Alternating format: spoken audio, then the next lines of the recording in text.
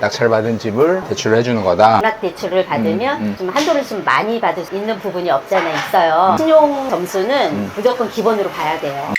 다가구 주택 낙찰을 받았을 때 신탁 대출로 90% 이제 대출을 받잖아요. 많이 받잖아요. 다가구 같은 경우 세입자를 보증금 이제 소액으로 뭐 500만 원, 1000만 원 이렇게 받았을 때 그 보증금은 신탁회사에 갚아야 되는지. 그때마다 좀 다른데 만약에 보증금을 500 이하로 받는다. 세입자들이 이 보증금에 대한 개인과 개인 간의 거래하고 은행에 동의서나 확인서를 요청을 안 하면 상관없이 임대를 놓으셔도 되고요. 보증금이 막 1000만 원 이상으로 올라간다. 세입자들이 불안해할 수도 있어요. 그럴 때는 부동산의 신탁 원부나 은행의 동의서나 확인서가 요청이 들어가면 은행이 알게 되잖아요. 그럴 때는 보증금을 상환하는 방식 또는 예치하는 방식이 있다. 예, 이제 은행마다 성향이 다르기 때문에 그런 부분이 있어요. 다가구 신탁으로 대출 받으신 분들은 500만 원 이하로 보증금을 다 받는다고 하네요. 넘어가면은 내야 되고 하니까.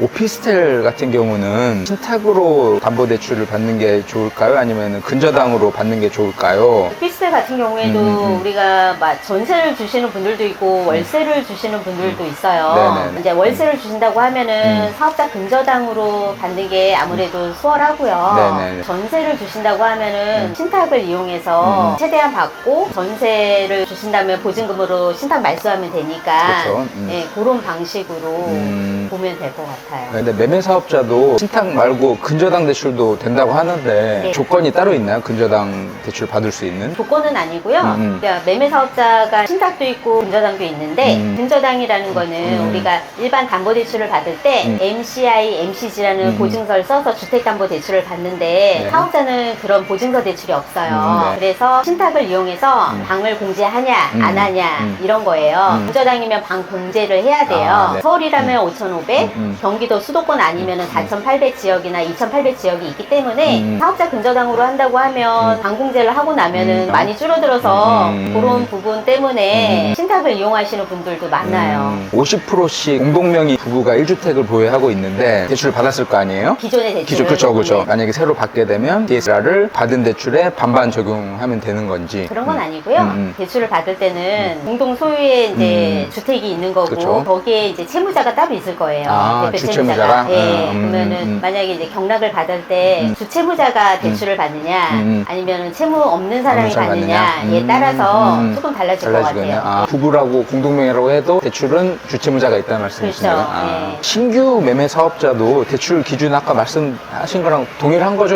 네네네. 뭐 신규라고 해서 뭐 쫓겨나거나 그런 건 아니죠? 개인이 식당이나 카페 같은 이제 일반 사업자가 있는데 담보나 신용대출이 있는 상태에서 매매 사업자를 내게 되면 경락자금금 대출에 문제가 있나요? 그런 거는 없어요. 부채가 이제 있는 상태고 사업소득이 얼마나 있느냐에 따라서 대출 한도를 정해줄 수 있어서 무조건 뭐 부채가 있다고 해서 대출이 안 나오는 건 아니에요. 어떻게 해서든지 대출은 뽑아드려요. 그러니까 제가 늘 항상 말씀드리잖아요. 담보만 좋으면 어떻게든 다 만들어 주신다고. 이제 대출이 안 나올까봐 걱정을 많이 하시더라고요. 저도 항상 말씀드리는데 수강생들한테 담보만 좋고 싸게 받으면 90% 이상 나온다. 어떻게 해서든지 뭐 그 상품에서 안 나오면 만들어 주시잖아요. 대체를 해서 무조건 만들어줘요. 그러니까 무조건 만들어준다. 매매 사업자를 만약에 하게 되면은 대출 전에만 내면 되는지 물어보시는 분이 있는데. 네네네. 신규 사업자도 가능하니까 낙찰 받고 나서 은행에 이제 승인을 한번 받아봐서 그때도 내도 되니까 그거는 너무 까다롭지 않게 생각하셔도 돼요. 또 아들하고 생애 최초 명의를 쓰고 싶은데 주소가 같이 있으면 생애 최초로 쓸 수 있나요? 분리를 해야 되나요? 공무원상 같이 묶여 있는데 그 집이 다가일까요? 아니면은 전세나 월세일까요? 뭐 부모님 집일 수도 있고. 그러면 이제 주택이 있는 거기 때문에 생애 최초인 사람이 세대분리해서 대출 받아야지. 생애 최초 대출을 받을 수 있어요. 무조건 해야 돼요. 위반 건축물일 때도 대출이 가능한지 여쭤보신 분이 있는데. 위반 건축물은요, 거기에 따른 이제 이행강제금이라는 게 있어요. 구청에다가 한번 확인을 해서 그 정도, 그 부분의 정도를 한번 금액을 확인을 확인을 해보셔야 되고요. 위반이라고 무조건 안 되는 건 아닌데 미비한 거는 취급을 해주고요. 이제 베란다 확장을 해서 우리가 방으로 쓰고 있다. 큰 거는 거. 조금 어려울 수도 있어요. 원상복구가 어려운 방확장 같은 거는 대출이 안 될 수도 있다 네네. 말씀하시는 거구나. 네. 그게 아니고서는 이거 경미한 거는 기준하고 똑같이 나오나요? 네네네네. DSR이 꽉 차서 신용카드 사용 내역으로 경락장금도 받은 상태예요. 매매사업자로 대출 받으려고 하는데 소득 증빙 금액이 작아서 매매사업자 대출에도 한계가 있다고 하는데 어떤 게 맞는 건지. 매매사업자라고 해서 무조건 부채가 많고 소득이 작은데 나올 수 있는 건 아니고요. 은행에서는 이자 낼 상환 능력이 그렇죠. 돼야 돼요. 만약에 이분이 기대출이 10억이 있어요. 근데 소득은 2,400밖에 안 돼요. 그럼. 받을 금액이 막 5억을 받아야 돼. 그럼 이분은 상환 능력이 부족한 거잖아요. 그렇죠. 그래서 그럴 때는 무조건 대출을 해준다고 했잖아요. 명의자는 그런데 뭐 배우자가 소득이 연봉이 좀 있으면? 있다. 그러면은 같이 투자를 하는 분이기 때문에 이런 걸 좀 맞춰줄 수 있냐. 담당자한테 설득을 좀 시켜요. 아. 그렇게 해서 진행하는 경우도 많아요. 소득이 작고 부채가 많으면 아무리 매매사업자라도 대출이 어려울 수도 있다라는 거는 인지하셔야 될 것 같아요. 기존 대출이 막 2, 3억이 있는데 네. 소득이 5천 정도 되면은 그런 건 괜찮잖아요. 네. 그런 거는 가능하죠. 가능한 거고. 원래 900점대 신용점수가 3달 사이에 800점대로 갑자기 하락을 했는데 뭐 연체도 없고 문제가 없었는데 최근에 경락장금을 좀 받고 마통도 좀 뚫고 해서 점수가 내려간 것 같은데 갑자기 떨어져도 이런 것도 상관없는 건가요? 그 정도는 뭐 상관은 없는데 갑자기 떨어진 이유는 대출을 좀 많이 하고 좀 받았다던가 그쵸. 이런 경우에도 또 떨어질 수가 있어요. 그쵸. 750점 이상으로 이렇게 유지만 시켜준다고 하면은 괜찮을 것 같고요. 단 과거의 연체 기록 이런 게 있으면 조금 어려울 수도 있어요. 다중채무. 그러니까 신용대출을 여기저기에서 조금씩 받은 거 이런 것도 다중채무잖아요. 아, 그런 부분을 은행에서는 조금 안 좋아해요. 그런 거는 좀 피해주는 걸로. 해주는 걸로. 네. 하나로 있으면 괜찮은데 여러 여기저기. 곳에 퍼져 있으면 안 좋아하더라고요. 그러니까 생애 최초인데 대형 평수 34평 이상일 때. 그렇죠. 네, 대형 평수 가능한 거고. 네. 다주택자가 돼서 공시지가 1억 이하만 보고 있는데 너무 싼 물건에 대해서는 경락장금 대출이 안 나온다는 말을 들은 적이 있다고 하는데 이거는 어떻게 되는 거죠? 좀 어려울 수가 있어요. 너무 소액이면은 소액임차 보호법이라고 해서 수도권 같은 경우에는 보증금이 4,800 이하로 되면은 대출 금액을 뭐 낙찰가 80%를 하면은 2, 3천 정도도 될 수 있잖아요. 네. 그런 거는 은행에 한계가 있어서 1금융 농협은행 같은 경우에는 소액도 해줘요. DSR만 맞으면. 맞으면. 그 외에 다른 네. 은행들은 좀 어려워요.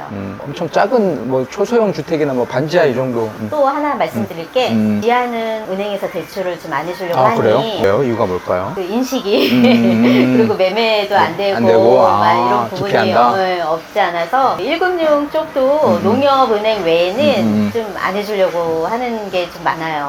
옛날엔 잘 나왔는데 반지하도. 네, 옛날에도 많아요. 그러니까. 지금은 안 하려고 하는 추세가 많아요. 대출 받을 때 우리가 특별히 좀 주의해야 될 점 있으면 좀 설명 좀 해주시겠어요? 경매장을 가 보면은 그냥 임장 안 하고 그냥 인터넷 상으로만 보고 오시는 분들도 있고 선순위 대항력 있는 임차인이 있는데 실수하고 오시는 실수하고 권리 분석 잘못하고. 네, 맞아요. 그래서 항상 낙찰받기 전에는 임장을 먼저 한번 갔다 와서 시세 파악을 하고 그렇게 들어가는 걸 추천해요. 그래서 미납된 사례도 많이 보셨겠군요. 네, 많이 봤어요. 대항력 임차인이 배당 신고 안 한 보증금 이런 것도 없이 전입만 해놓은 가상 임차인도 그렇죠, 있을 가상 수도 임차인. 있고 이런 부분도 파악을 잘 해야지.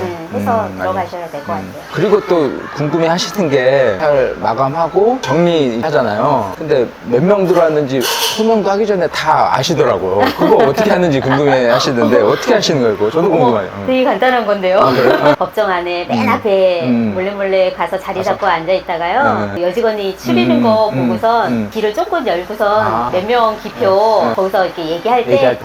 살짝 적어요. 우리는 뒤에 있어서 못 들었는 건데 이제 앞에서 몇 명 들어왔는지 다 체크를 하셔가지고 알려주시는 거구나. 네. 회장님은 20년 동안 대출 업무 하셨는데 직접 경매하신 투자를 직접 해보신 적은? 많았죠. 많이 있으셨구나. 네. 예. 조금 쉬고 있고요. 쉬고 있고? 지금은 주식 주식하고 계시는구나. 많이 해봐서 이제는 이제 다른 쪽으로도 한번 보고 있고요. 초고수셨네. 네. 지금도 뭐 저도 눈여겨보고 있어요. 눈여겨보고 있어요? 네, 좋은 상품 있으면 네, 하려고. 마지막으로 우리 이제 경매 투자하시는 분들이나 대출 의뢰하는 분들에게 당부하실 사항 있으면 좀 말씀해 주시겠어요? 당구라기보다는요 전화가 예정 물건 좀 안 받는다 이런 소리를 많이 하실 하잖아요. 그러니까, 그래서 요새는 물건이 너무 많이 쏟아지다 그쵸. 보니 딜러분들이 다들 바쁘신 것 같아요. 한가할 때 우리가 일이 끝나고 나서 한 6시경이나 이런 데는 한가하니까 아, 그때 6시. 예, 그때 정도에 전화 주시면은 또 상담도 잘 해드리고 할 테니 예, 그렇게 연락 부탁드릴게요. 문자로 상세하게 주시면은 네, 거기에 대해서 또 답변을 문자로. 해드릴 수 있고요. 아무튼 오늘 이렇게 긴 시간 우리 수강생과 저를 위해 이렇게 열심히 대출 상담해 주시고 또 좋은 상품 소개해 주시는 박현욱 팀장님 이렇게 인터뷰를 했는데 20년 동안 이렇게 오래 하셔서 노하우도 많으시고 거래하는 은행도 많으실 거 아니에요? 대출은 다 만들어 주시니까 여러분들 걱정하지 마시고 좋은 물건 잘 해서 상담하시면 될 것 같습니다. 아무쪼록 투자 많이 하시고요. 부자 되세요.